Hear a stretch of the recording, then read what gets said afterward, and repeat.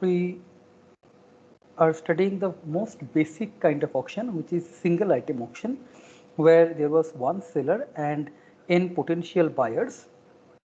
And the model that we have is that each buyer has a valuation VI, which is a real number, non-negative real number, and valuation of the buyer for that item is the maximum willingness for that buyer for that item.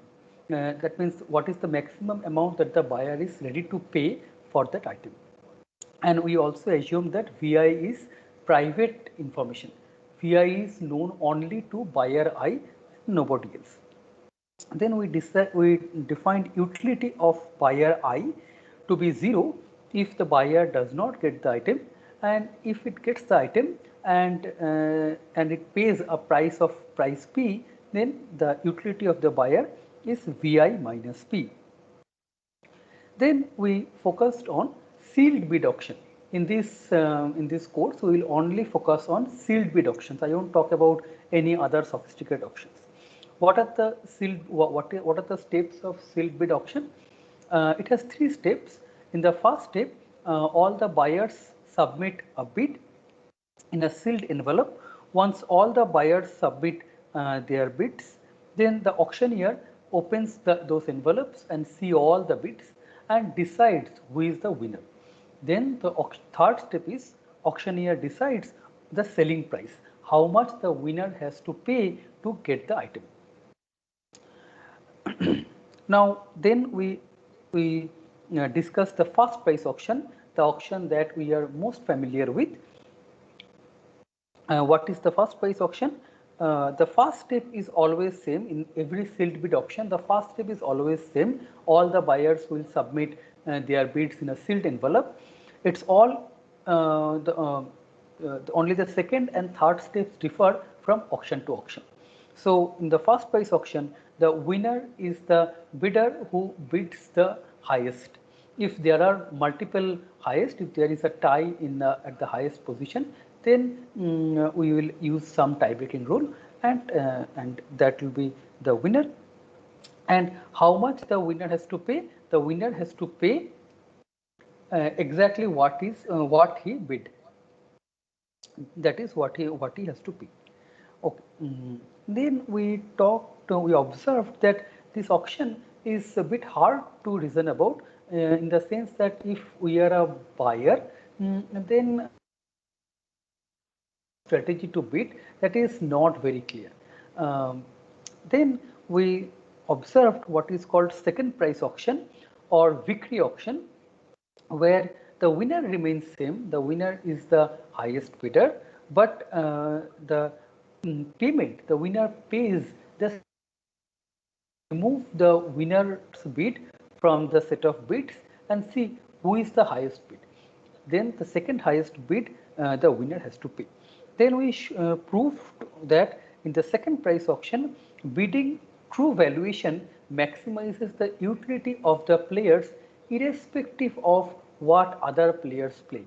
Such a strategy is called dominant strategy, and if there is a dominant strategy, every rational and intelligent player will only play that dominant strategy. And such a strategy, if truth telling is a dominant strategy, then we say that this particular auction is dominant strategy incentive compatible. Again, if truth telling is a dominant strategy, is sort of a best strategy, then we say that this auction is dominant strategy incentive compatible. Then we also observed other important properties of victory auction. The second property is because it is a DSIC, you can assume that all the bidders are reporting their true valuation. Then the auction maximizes social surplus. It allocates the good to the buyer who values it the highest. And the third is that the auction can be implemented in polynomial time. Then we saw another auction, sponsored search auction. There are n slots. This sort of auction is very common in online platforms. For example, if you think of Google search, we search for a keyword and there are multiple slots. Assume there are k slots. Each slot has different probability associated with it to get it clicked. We call it click-through rate, and suppose the click-through rate of slot 1 is alpha 1, slot 2 is alpha 2, so on and so forth. And each advertiser I has a quality score. How good is the product of the advertiser and how good is the advertisement? Taking all those together, that is, we call it beta I. And we assume that advertisement I, if advertisement I is shown in slot J, then the probability that it is clicked is beta I times alpha J. This is where we stopped in the last class. Please ask if you have any question. So today our goal is to develop a framework for designing auctions with desirable properties. What are the desirable properties? So here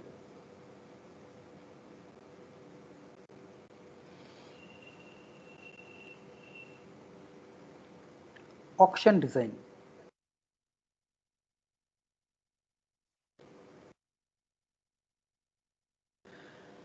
The sealed bid single item auction is sort of the simplest auction where one item is being sold to n potential buyers, but we have already seen that there can be other more complicated settings, more sophisticated settings where goods are sold. An example is sponsored search auction. And for any other new setting or any other more complicated setting, how to design an auction so that it has all those three good properties. What are those good properties? Recall, one is truth telling must be the best strategy, that is called dominant strategy incentive compatibility. Second property should be performance guarantee, that it should maximize the social surplus, and third, it should be computationally efficient. So in the first part, I'll develop a theory, I'll present a theory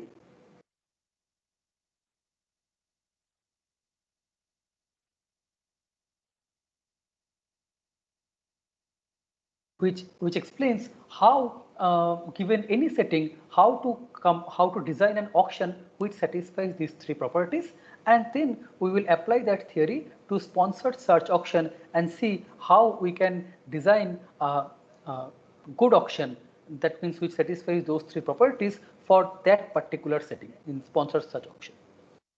So our auction design will be a three-step process.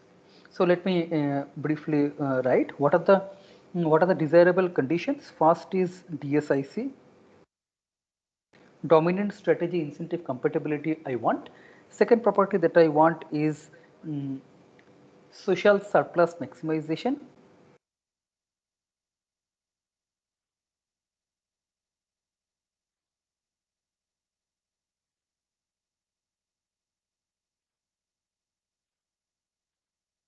And third is computational efficiency.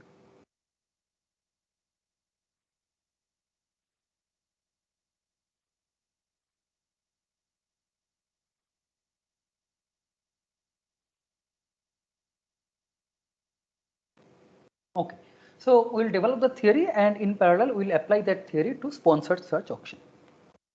So here is the way to design.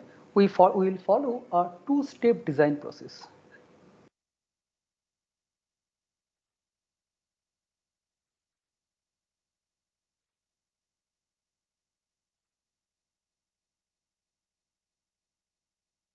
Step 1 is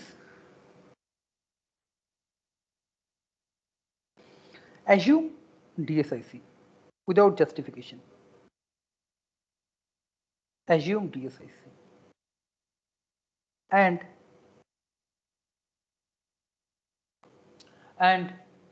ensure 2 and 3.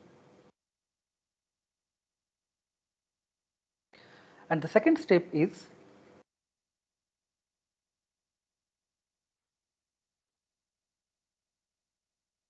ensure DSIC.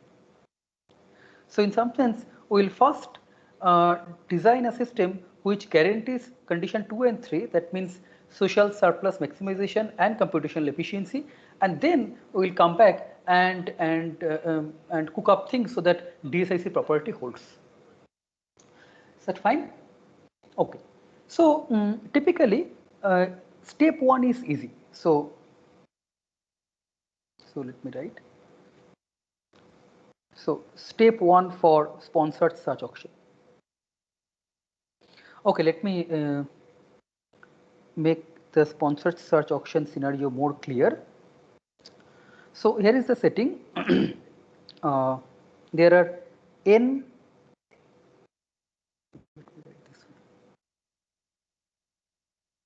sponsored search auction setting.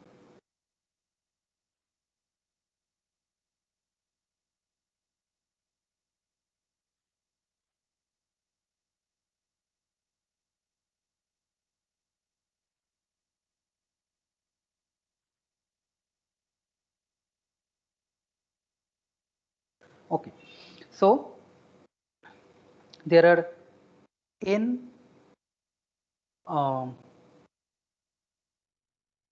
n bidders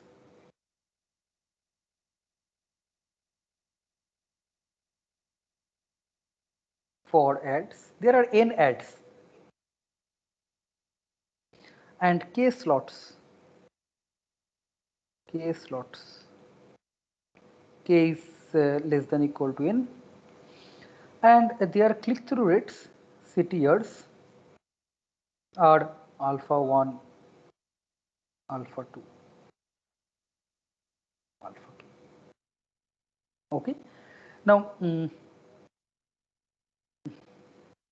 each bidder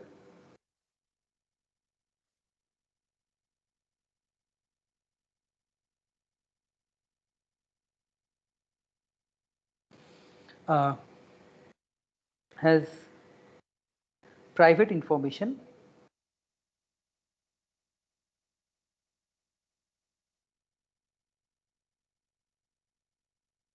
each bidder I has private information beta I. Recall, in the sponsored search auction scenario, we also had a parameter beta I, which is the goodness of that ad I, and this beta I is a private information. Okay, and we want to first reveal this beta I truthfully. That means we want to ensure that the bidders bid values are beta I. That is what we mean by DSIC in this context.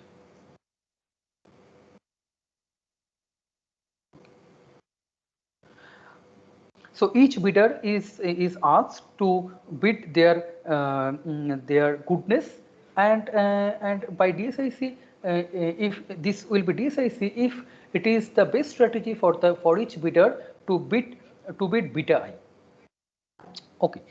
Now this is the setting. Now how will I say that ensuring the second and third property, this social surplus maximization and computational efficiency. This is easy. Can someone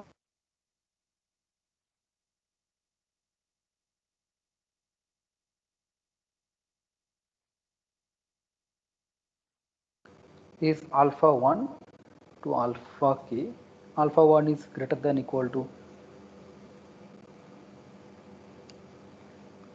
alpha 2 and so on. So can someone tell me a strategy? And we have n ads. The first step is that you assume DSIC. That means all the bidders are truthfully reporting their private information, which is beta I.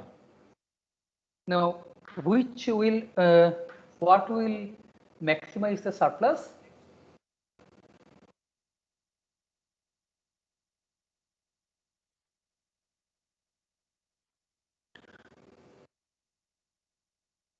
So yeah, maybe if you just think it will come up. So you it's a simple greedy strategy. You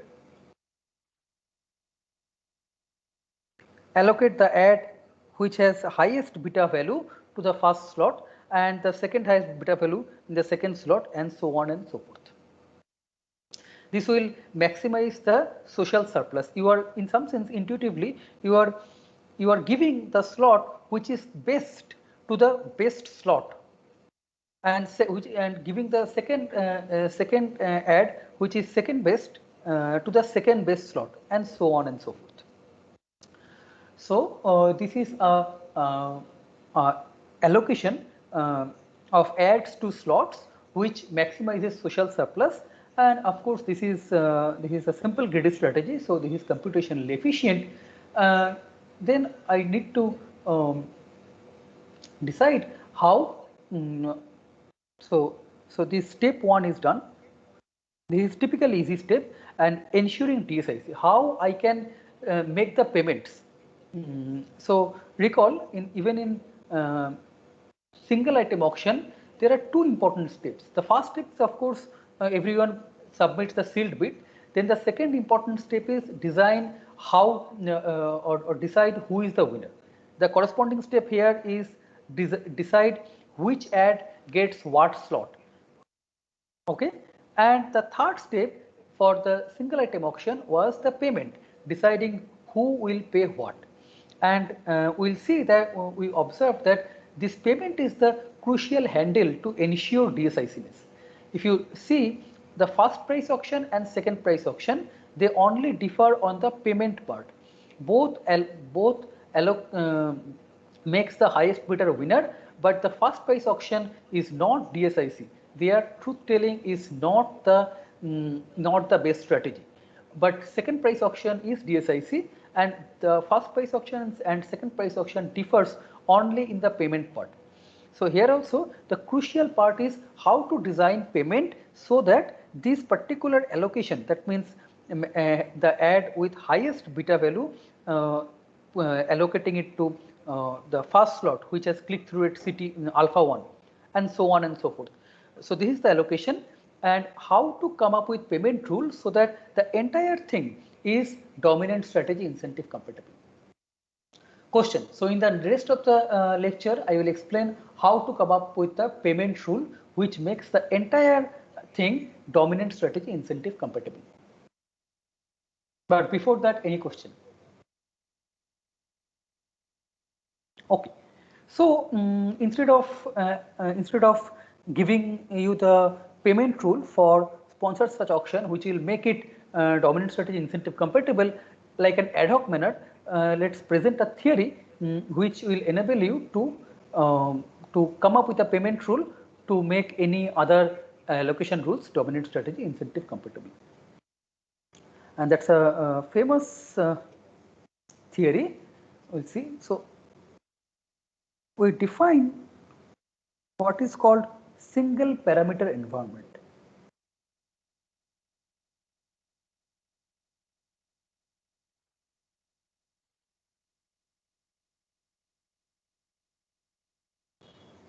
So what is single parameter environment? It is sort of what we are the environment that we are working with. So let me explain. So each bidder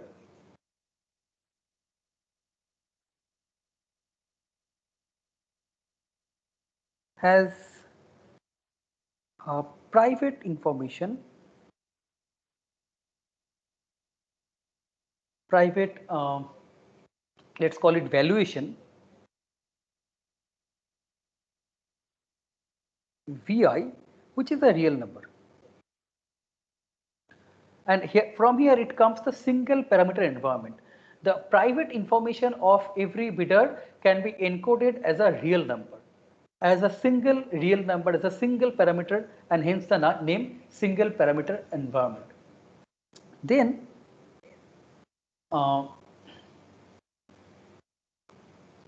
we have an allocation vector.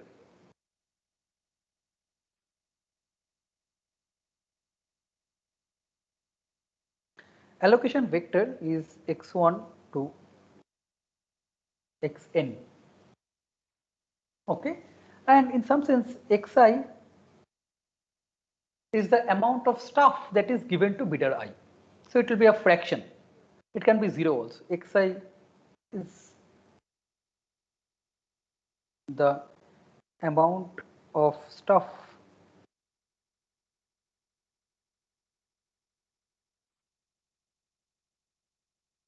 given to bidder I.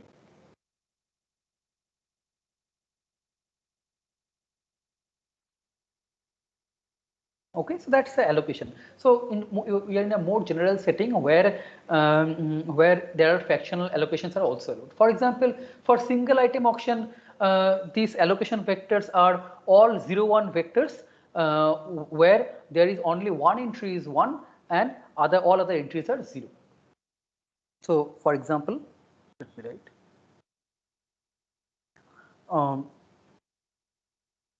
For single item auction,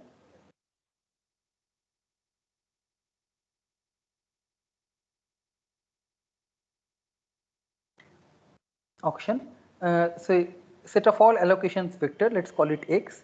These are the valid allocation vectors, 1 followed by all 0. Then the second entry is 1 and rest is 0, and so on.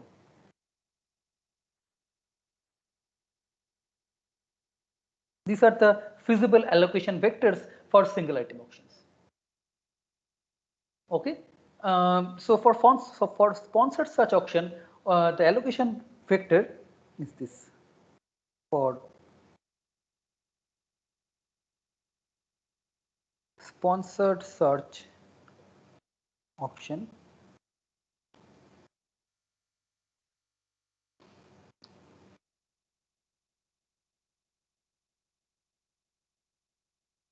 x is, or let me write this way.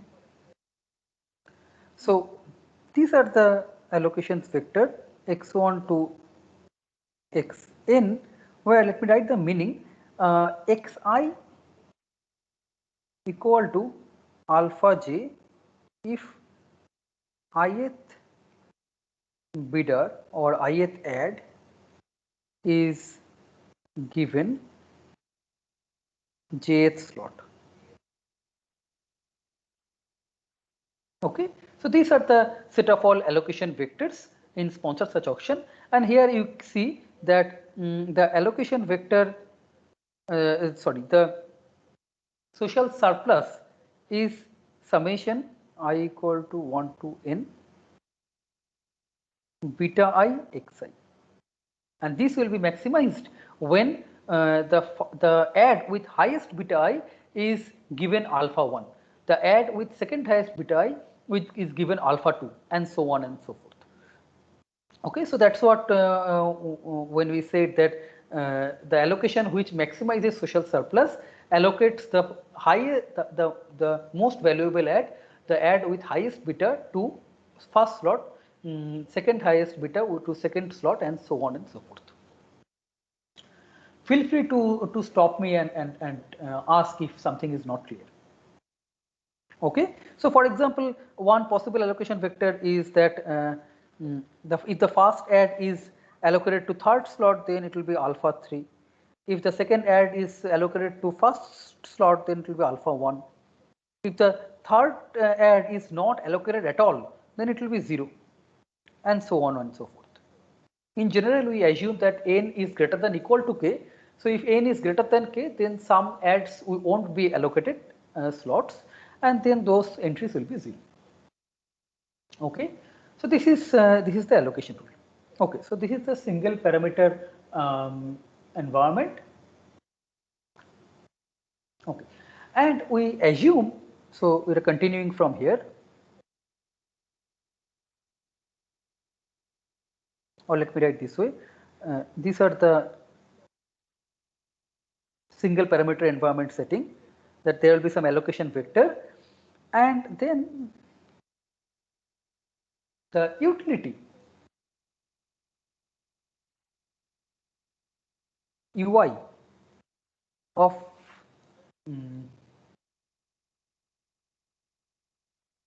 so these are the bid vectors B1 to Bn.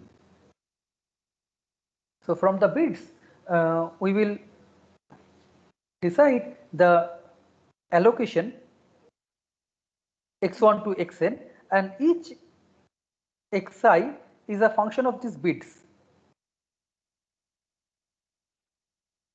Recall whether xi, the ith item ith bidder will win or not, that depends on the entire bid profile in the single item auction. It has to be the highest bid, for example. So if it wins, then it will be 1, otherwise it will be 0 times VI valuation, which is beta I for sponsored search auction, minus payment PI. PI is the amount of money, amount of payment that bidder I makes, and it will also be a function of bid profile. So this is the utility function.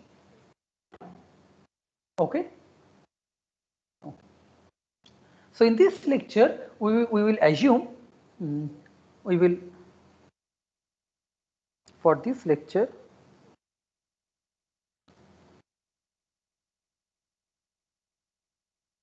or for this course actually, so we'll assume that that this payment never exceeds bid.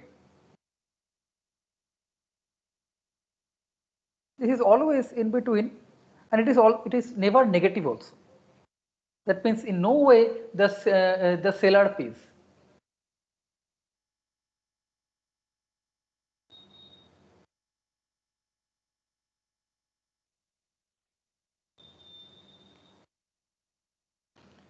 Okay. Now we want to understand which allocation rules are implementable. For example, for single item auction, the allocation rule which allocates the item to the highest bidder is implementable because there exists a payment rule, namely the second price auction, that namely the payment rule of the rule of making the winner pay the second highest bid ensures or results in a DSIC mechanism. So those are implementable allocation rules. We want to understand which allocation rules are implementable. For example, if you look at the sponsored search auction, we have only talked about the allocation rule, how we are allocating ads to slots. But is it implementable? Does there at all exist a payment rule which when combined with this makes the whole system dominant strategy incentive compatible? That is the famous Meyerson's lemma, which characterizes which allocation rules are implementable and which are not in a single parameter environment. So let me state Meyerson's lemma.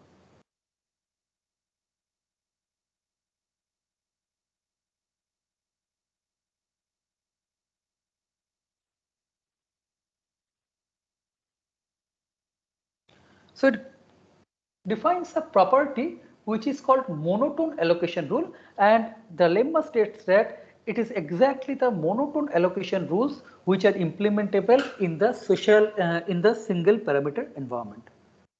So let me define monotone allocation rule.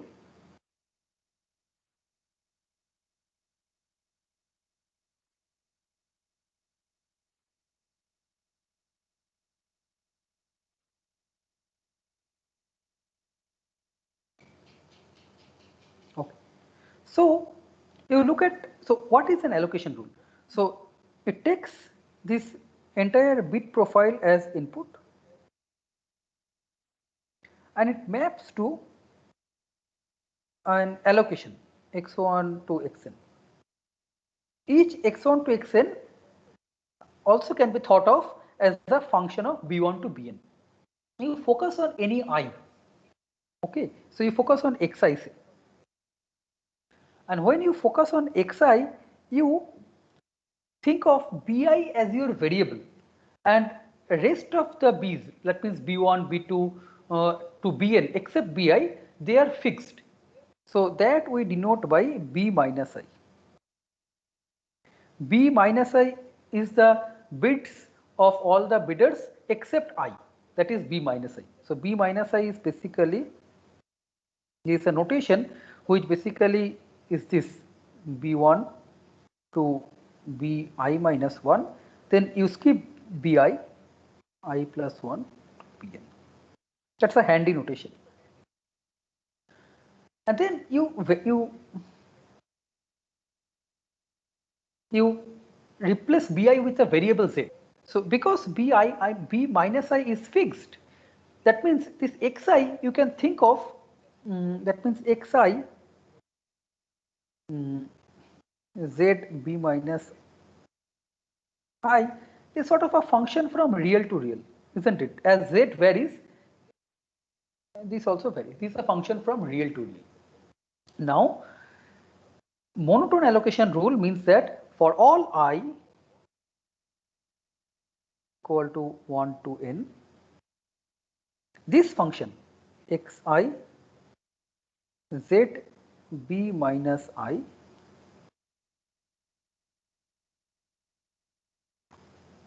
is non-decreasing in z.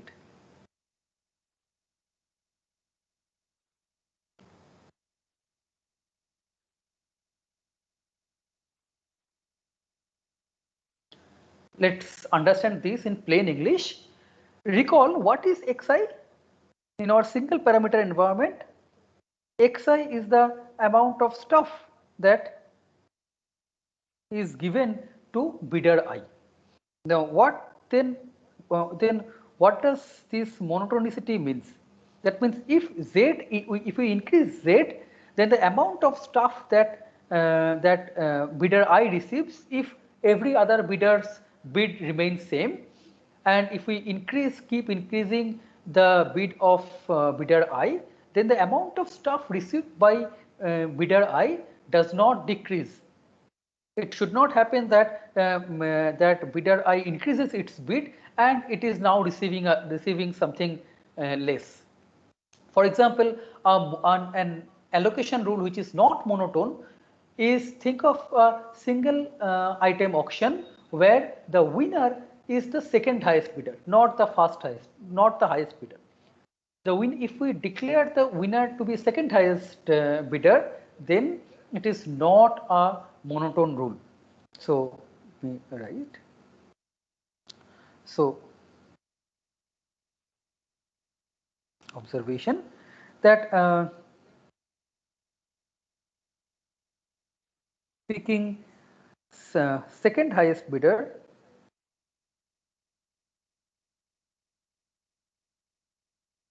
second, and this should hold for all b minus I. Second highest bidder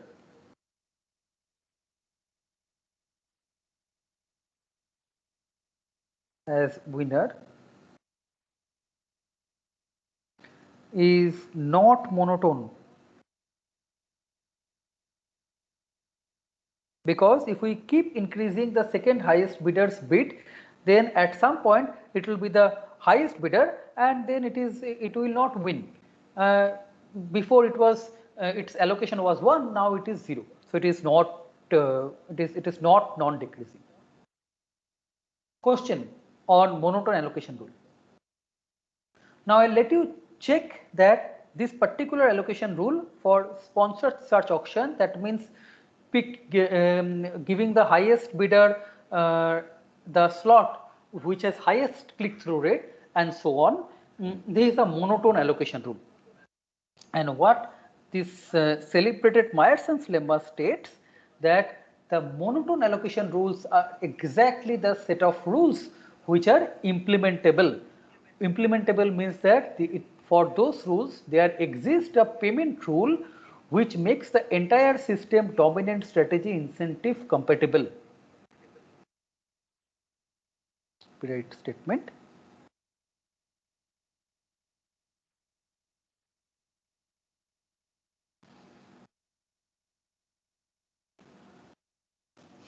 For fixed parameter, for single parameter environment,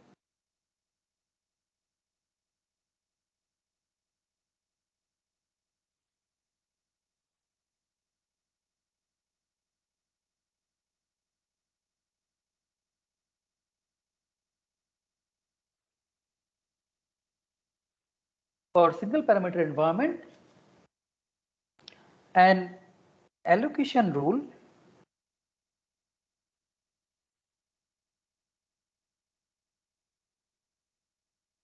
is allocation rule X is implementable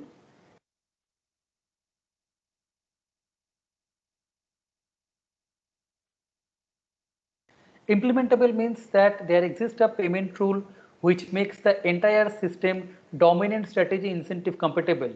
Reporting truth is the best strategy. If and only if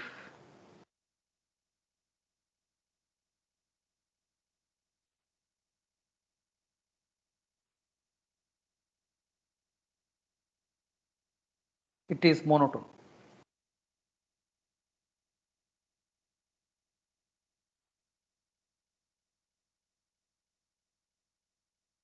Okay. Moreover,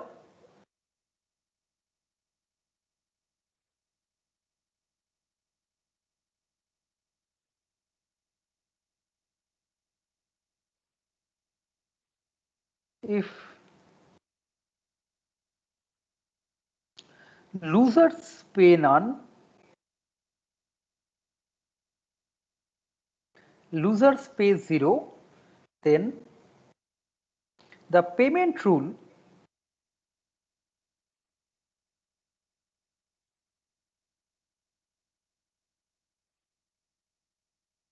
is unique. The payment rule which makes the entire system implementable, dominant strategy incentive compatible, DSIC, is unique, and there is an explicit formula also. We will state that explicit formula for two special cases. So the explicit formula for payment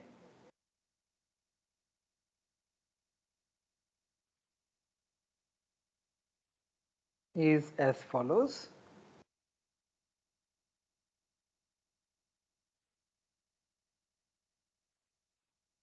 So we'll do it for two special cases. So case 1, use some other color.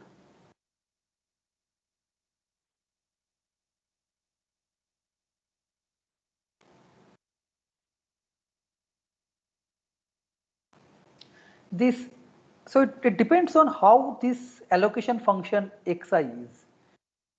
Pi depends on how xi is. So you look at xi and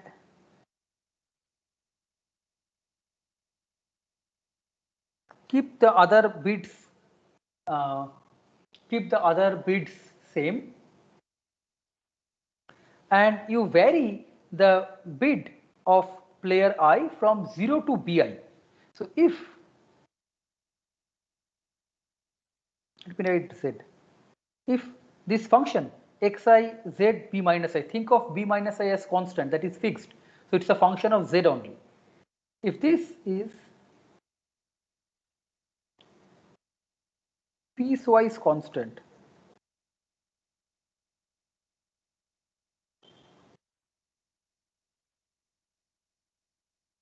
in z in 0 to bi, that means if this function looks like this, here is it z, here is xi z b minus I, and you look at from 0 to bi. If this function looks like this, then this a staircase function, then the payment pi for player I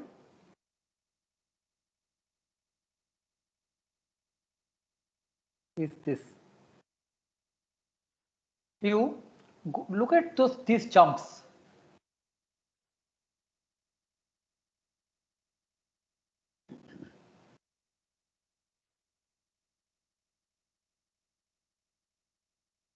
So suppose this is z1, this is z2, and so on. So suppose there are here this is zl. There are l many breakpoints. Okay, so we sum this from I equal to 1 to l. This zi times, you multiply zi with this jump, you multiply z2 with this jump, you multiply Z3 with this jump and you add Zi times jump at Zi or Zj. Let me use J because I is already used. Okay, this is for piecewise thing. Now you can assume means these cases are just for ease of exposition. For any function you can write. So let me write the other extreme where it is a continuous function. Case 2.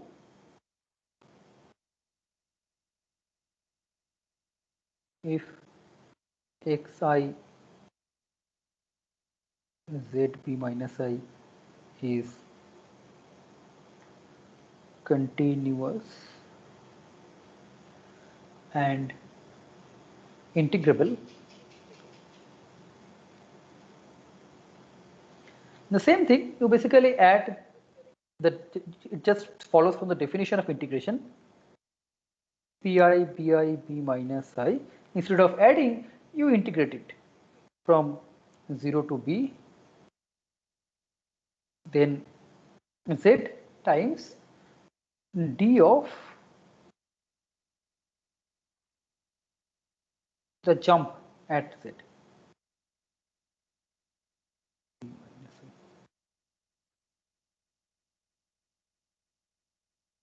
Okay, the proof is not extremely difficult, but in the interest of time, let me skip the proof. But any question on the statement of the theorem? If you have anything, if you have not understood anything, some part of the statement, I think it is a good time to stop and ask.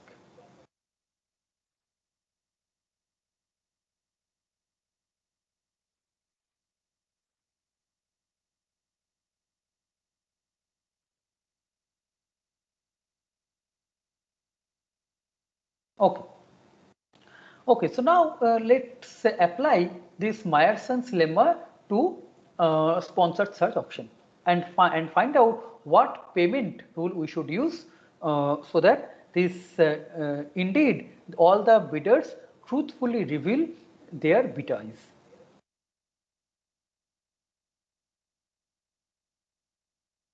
Applying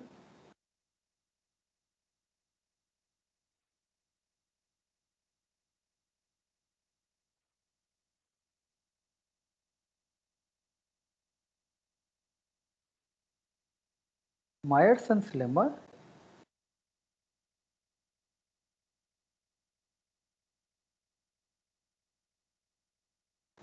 to sponsored search option.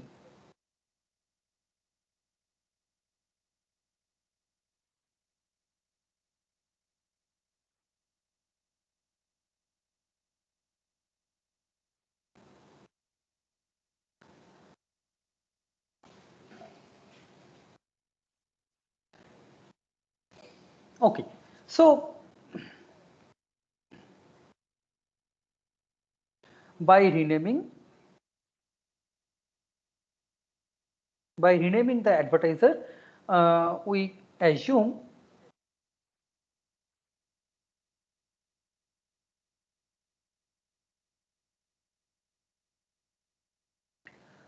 assume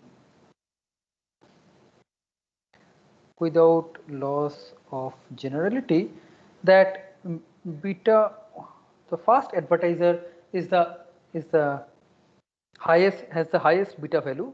Beta 1 is greater than equal to beta 2.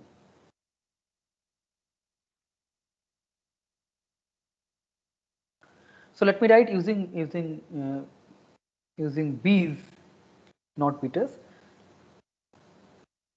B for bits, but eventually once we, because it will be DSIC, their bits will be nothing but betas. They are beta values. So B1 greater than equal to B2. Okay, this is maybe here is BK.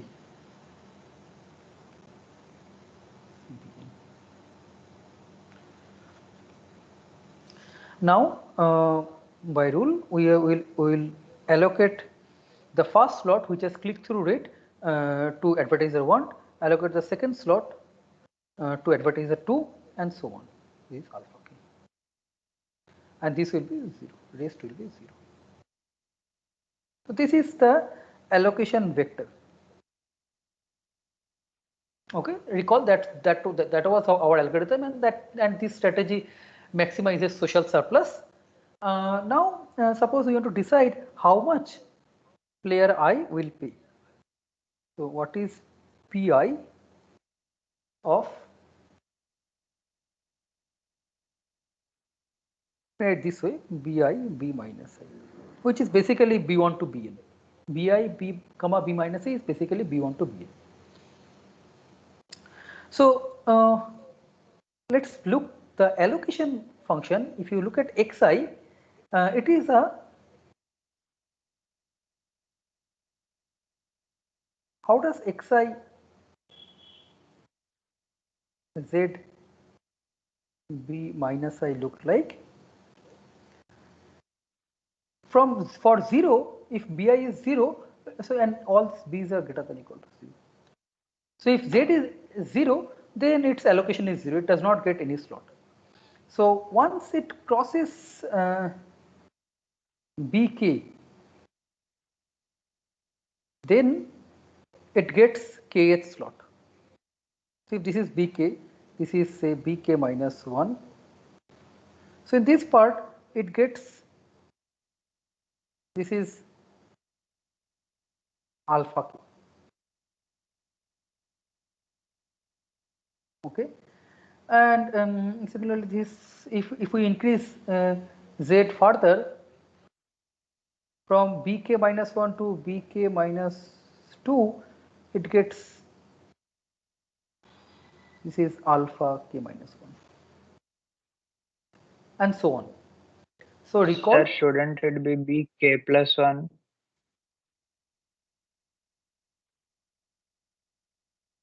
The z value b.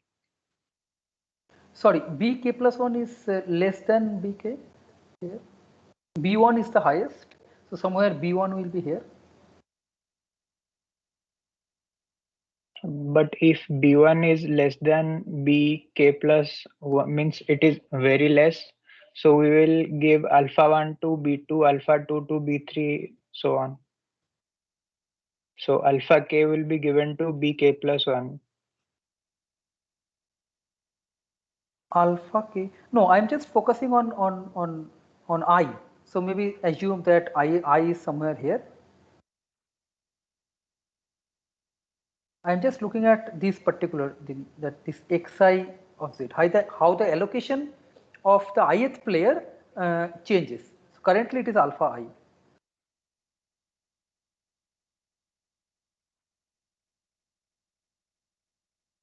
Oh, sorry. So you are saying that, sorry, for z equal to 0, uh, oh, I see, I see, I see, I see. Yes, for z equal to 0, then the top bk plus 1. Correct, correct. Yeah. This will be bk plus 1. That's what you said, right? Yes, sir. Yes, correct. Thank you very much. Yes, yes.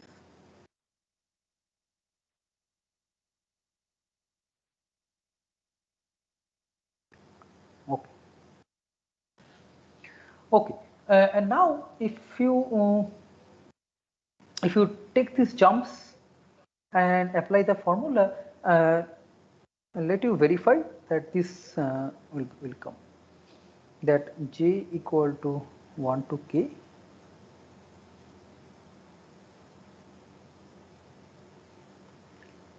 b j plus 1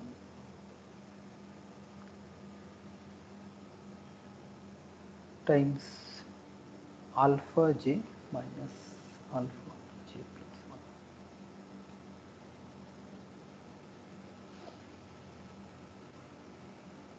Okay, so this is for the ith highest bidder. Okay, questions.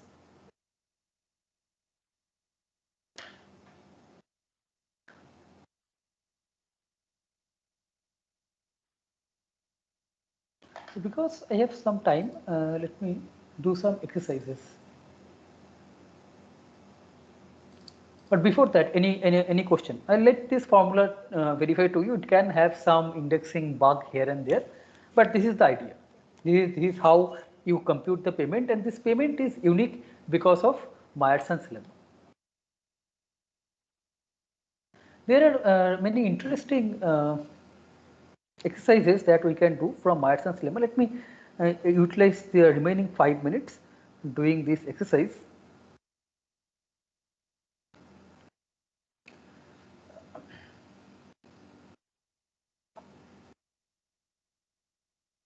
So as you see, think of this third price auction. We have seen first price auction, we have seen second price auction, we have seen, let's think of third price auction. Assume that there are at least 3 bidders. Third price auction.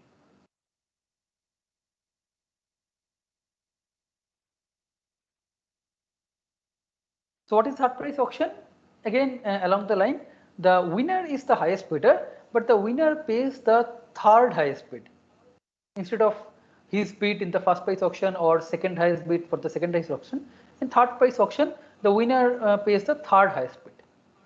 Is it DSIC? Is this auction DSIC?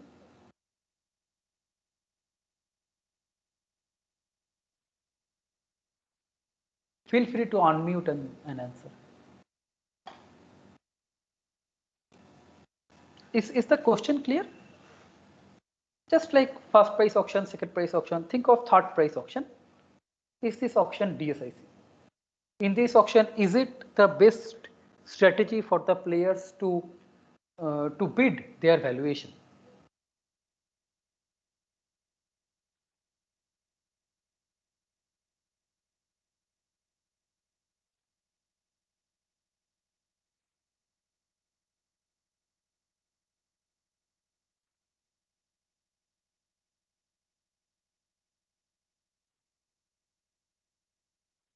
So let me give this as an exercise. I'll leave this to you. I'll let you think. This is very easy. Second one is also easy, slightly more trickier. So assume that there are k identical goods.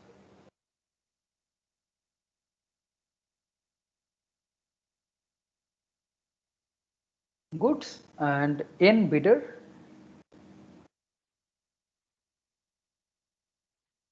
n greater than k, and each bidder needs at most one item.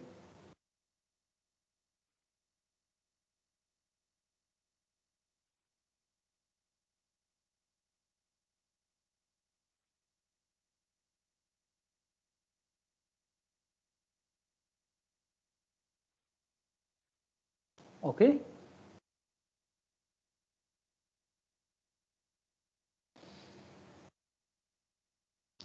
So think of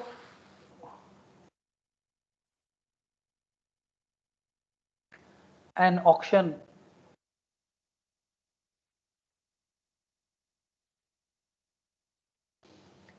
similar to the second price auction.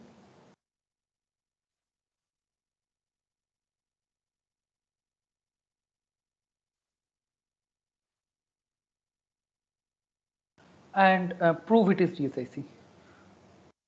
Or it depends on what is your auction. But can you think design a DSIC auction for this particular setting? Is your auction DSIC?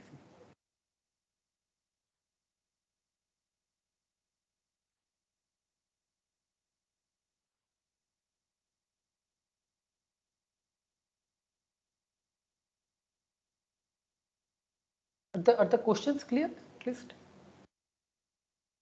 The first one is third price auction, is it DSIC? The second one is sort of generalization of single item auction where we have k identical items, n bidders, each bidder needs only one item. Can you design a auction along the line of second price auction? That's a hint. So that the auction you design is DSIC.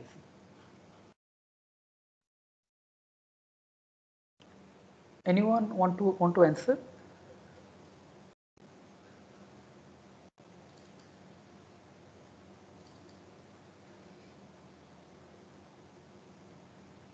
Okay, so let me stop here.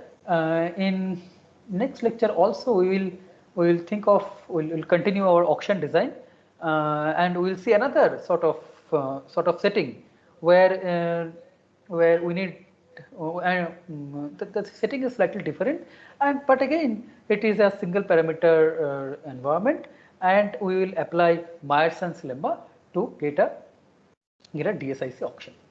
But there the computational part will be more challenging. Okay, so let me stop here. If there is no more question.